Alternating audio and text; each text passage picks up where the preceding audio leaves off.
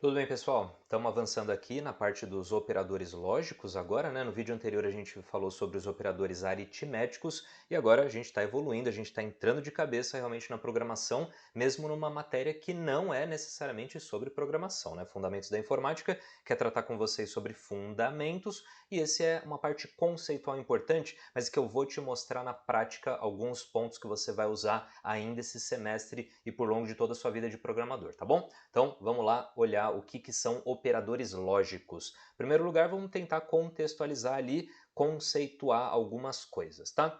Então, veja bem, operadores lógicos são muito utilizados na nossa programação, em várias linguagens diferentes, né? Linguagens de programação, C Sharp, Java, Python, várias outras, principalmente em estruturas de decisão. Isso daqui vai chegar daqui a pouco, esse conceito, tanto na área de programação e algoritmo, quanto de técnicas de programação, mas é importante você saber que na nossa programação, muitas vezes a gente quer fazer decisões. Por exemplo, se alguma coisa, então veja, existe essa estrutura, né, entre outras estruturas de decisão. Mas existe aqui, se algo acontecer, ou seja, se algo for verdadeiro, faça alguma coisa como consequência. Se não, ou seja, se aquilo que você tinha testado não é verdadeiro, faça uma outra coisa, tá? Essa é uma explicação bem breve sobre estruturas de decisão, porque o foco nosso nesse vídeo não é necessariamente sobre isso, é sobre os operadores lógicos, mas a estrutura de decisão funciona basicamente com esses operadores lógicos, tá? Então, o que mais que a gente pode falar? Geralmente, depois aqui de uma estrutura de decisão, essa resposta, se sim, se não, se verdadeiro, se falso, vai retornar para nós ou para o programa um valor booleano. Aí você vai olhar, nossa, valor booleano, eu nunca ouvi isso. Um valor booleano nada mais é do que um valor binário, e isso você já aprendeu, lembra bem? De um número binário, aquele que só pode aceitar dois valores, dois estados, 1 e 0, presença de energia, ausência de energia, ligado, desligado, e aqui principalmente verdadeiro e falso. Quando a gente fala aqui que uma operação lá no computador vai retornar um valor booleano, quer dizer que a gente pode fazer uma pergunta, mais ou menos assim, né? Uma estrutura de decisão, um se alguma coisa acontecer, e isso pode voltar para nós como algo verdadeiro, positivo, é isso mesmo, ligado, ou então algo que é falso, algo que está desligado, algo que está desenergizado, que não é verdade neste momento, tá bom? Nesse vídeo a gente vai ver sobre o operador lógico AND, tá bom? Dá uma olhada aqui, operador lógico AND, que na tradução literal é o operador e, tá? Faz muito sentido para a gente ele se chamar operador e você vai ver do que se trata. Olha isso. Basicamente a regra dele, em outras palavras, né, você vai ver esse conceito em outros sites, em outros vídeos, mas olha só, em uma determinada combinação de números binários ou de situações, que é mais o nosso caso aqui da programação, se houver algo falso, o resultado final será falso. Aí você vai falar, meu Deus, eu não entendi nada, eu ouvi ele falando, tô lendo aqui, não entendi, não gostei, vou dar dislike e vou sair do vídeo. Calma, calma que eu tô com você, calma que você vai aprender. Olha só, essa forma aqui de se escrever, a gente tenta simplificar, mas é muito confusa. Você, num primeiro momento, não está entendendo muita coisa, mas eu vou te dar exemplos e vai ficar muito claro. Olha, vem comigo.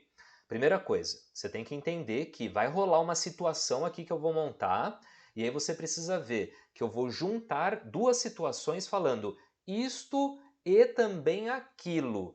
Se no final ali, ó, se alguma dessas duas coisas, dessas condições for falso, o resultado final vai ser falso. Vamos colocar isso na prática, tá bom? Eu tenho um exemplo aqui para falar para vocês. Imagina um parque de diversões que tem, por exemplo, uma montanha-russa que é muito, assim, radical, tá bom?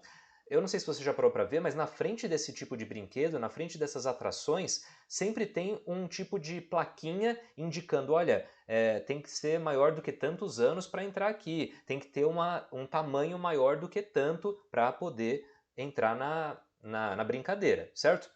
Então, olha só, esse é um exemplo de uma montanha-russa, tá? Imagina que tem um tipo de um fiscal ali, um funcionário validando essas informações, mas você pode também imaginar que um computador poderia fazer isso com base em informações que a gente coloca nele, né? Então, dá uma olhada aqui, ó. Eu tenho uma situação.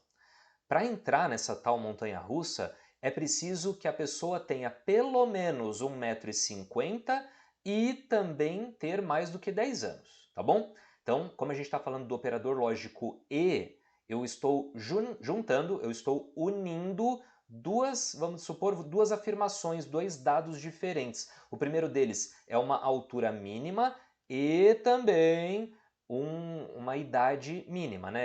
A pessoa tem que ter mais do que 10 anos para conseguir entrar na atração. Você repara que agora talvez comece a fazer um pouco mais de sentido, porque eu estou falando o seguinte, só vai poder entrar nessa atração se esta condição for verdadeira, ou seja, se a pessoa tiver mais do que 1,50 m e também se ela for maior do que 10 anos. Ou seja, esse operador e junta duas ou mais sentenças aqui e se uma delas for falsa, o resultado final é falso. Ou seja, se verdadeiro fosse a pessoa podendo entrar no brinquedo e falso a pessoa não podendo entrar, a gente vai ver aqui algumas combinações, tá bom? Eu acho que essa altura do campeonato você já está entendendo como é que esse operador funciona. Eu quero agora, antes de fazer, vamos supor, a resolução desse problema para vocês, eu quero mostrar mais ou menos como seria esta situação em uma linguagem de programação, tá bom? Poderia ser um Java, poderia ser C Sharp, poderia até ser outras tantas.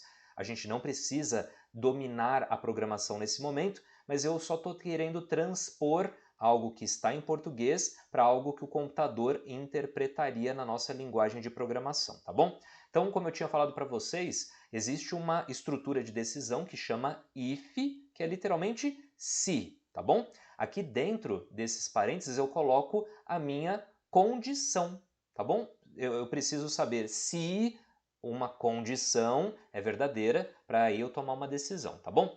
Aqui eu também estou usando um conceito novo, que é o conceito de variáveis, tá bom? O que é importante você saber aqui de forma bem breve, porque a gente vai destrinchar muito mais esse conceito na aula de programação e algoritmo e também na aula de técnica de programação. Mas, a essa altura do campeonato, é interessante você saber que a variável nada mais é do que como se fosse uma caixa, como se fosse uma gaveta, uma gavetinha dentro de um grande armário, tá bom? Eu simplesmente nomeio essa gaveta nesse armário, eu dou um nome para ele e eu falo, olha, nessa gaveta eu só vou guardar esse tipo de documento, esse tipo de dado, tá bom? Então, por exemplo, antes dessa linha de código, muita coisa aconteceu, tá? A gente teve que declarar essa variável, essa daqui também, mas o foco agora não é esse, tá bom? Acho que a essa altura do campeonato você ainda está começando a ver a programação, mas eu queria já colocar essa estrutura de decisão para vocês. E como é que funciona? Se a altura do meu cliente ali, do pessoal que está visitando o parque de diversões, que eu já recolhi esse dado antes, né? Se essa altura for maior ou igual a 1,50, e olha só, isso é um símbolo de maior ou igual. É diferente do que a gente usa lá no caderno quando a gente está escrevendo, que é esse símbolo de maior e logo um tracinho aqui embaixo. Lá no computador, quando a gente for programar, a gente representa desse jeito, maior ou igual. Olha outro detalhe muito importante. Este número, 1,50, é o que a gente costuma usar como 1,50. Você tem que lembrar que linguagem de programação está em inglês e lá, por exemplo, os americanos representam a casa decimal, aquele vírgula, né, 1,5, eles usam ponto. E a casa do milhar, por exemplo, 1000, eles colocam 1,000.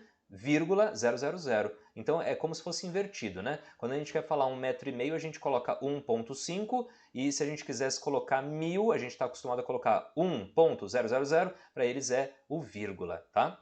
E olha o que é importante aqui também nessa linhazinha de código bem preliminar.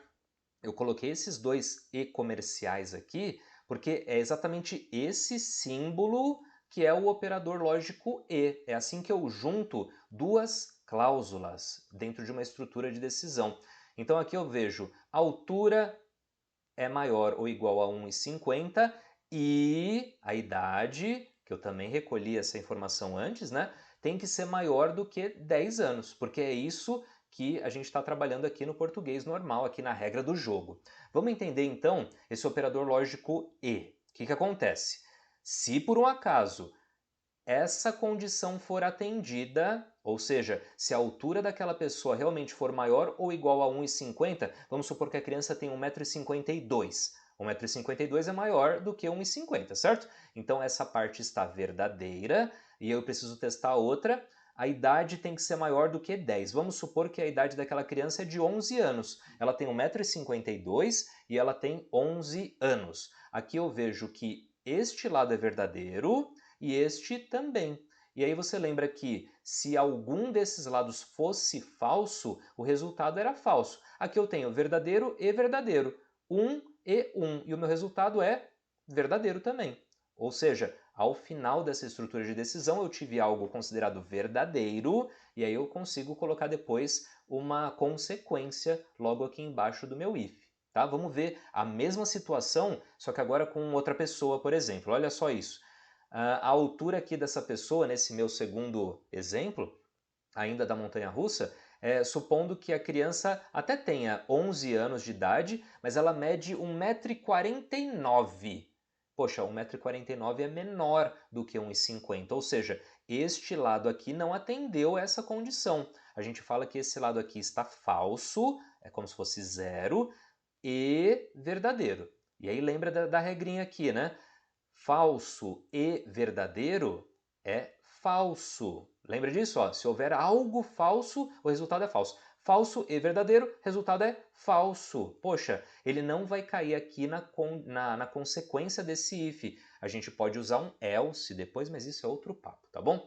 Vamos ver uma outra condição. Quando a altura passou, mas a idade não. Vamos supor que a criança tem 1,55 m, mas ela só tem 9 anos. Poxa, a altura passou, mas e a idade? Não passou. Então é verdadeiro e falso, resultando em falso. Não vai cair aqui na consequência dessa estrutura, porque eu só poderia cair na consequência deste if, dessa estrutura de decisão, se por um acaso fosse verdadeiro e verdadeiro, tá? É assim que funciona, essa é a regra do jogo aqui com o nosso operador e, tá bom? Vamos ver uma última consequência possível. A gente já sabe que é falso, né? Porque falso e falso é falso. Se basta um deles para ser falso e tudo o resultado vai ser falso, falso e também falso é tudo falso. Maravilha. Então, gente, reparou que se eu tiver uma cláusula e também outra, aqui eu tenho duas, né? Duas diferentes. Basta uma ser falso, se uma não atender os meus pré-requisitos, tudo aqui, o resultado disso vai ser falso, tá? Vou te dar um outro exemplo, como se a gente fosse fazer um bolo, tá bom? É lógico que existem várias receitas de bolo, né? Claro que existem, mas aqui eu coloquei uma muito básica, só para você ir estudando, para você ver, olha quantos ingredientes eu tenho, quantas decisões eu vou precisar tomar, tá bom? Para fazer esse bolo, eu vou precisar de 3 ovos e também uma xícara de leite e também 3 xícaras de farinha e também uma xícara de óleo e 4 colheres de açúcar e uma pitada de sal. Eu preciso de tudo isso para fazer aquele bolo que eu estava imaginando, aquele bolo perfeito que eu já conheço e sei que funciona muito bem, tá bom? O que a gente tem que prestar atenção aqui é o seguinte, o resultado, ou seja, esse bolo perfeito, só vai ser verdadeiro se tudo for verdadeiro. Então, por um acaso, olha, eu realmente peguei 3 ovos e eu peguei realmente uma xícara de leite e eu também tenho 3 xícaras de farinha, só que acabou o óleo. Putz, eu não consegui colocar esse óleo. Essa parte aqui ficaria falso, lembra? E lembra da nossa regra do operador lógico e? Se um desses todos, aqui que estão grifados, né, a parte que importa, for falso, se um deles, o resultado final é falso. Então, se por um acaso uma dessas coisas estiver faltando, eu não vou ter o bolo.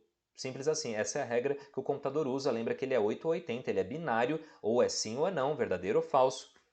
E assim que a gente vai terminando, tá? O operador lógico, então, a gente vai juntando aqui as cláusulas. Eu tenho um ingrediente, vamos supor, eu tenho outro. Não é um ou outro, né? Esse operador lógico ou é o próximo vídeo que já vai aparecer. Mas esse daqui é e quando eu uso e é isso e também obrigatoriamente isso e também obrigatoriamente isso e assim por diante, tá bom? O resultado só vai ser verdadeiro, ou seja, essa tarefa de fazer bolo só vai ser concluída se todos os elementos que estão aqui dentro dessa minha estrutura, talvez uma estrutura de decisão, né, forem verdadeiros. Só vai ser verdadeiro se tudo aqui for verdadeiro. Tá bom, gente?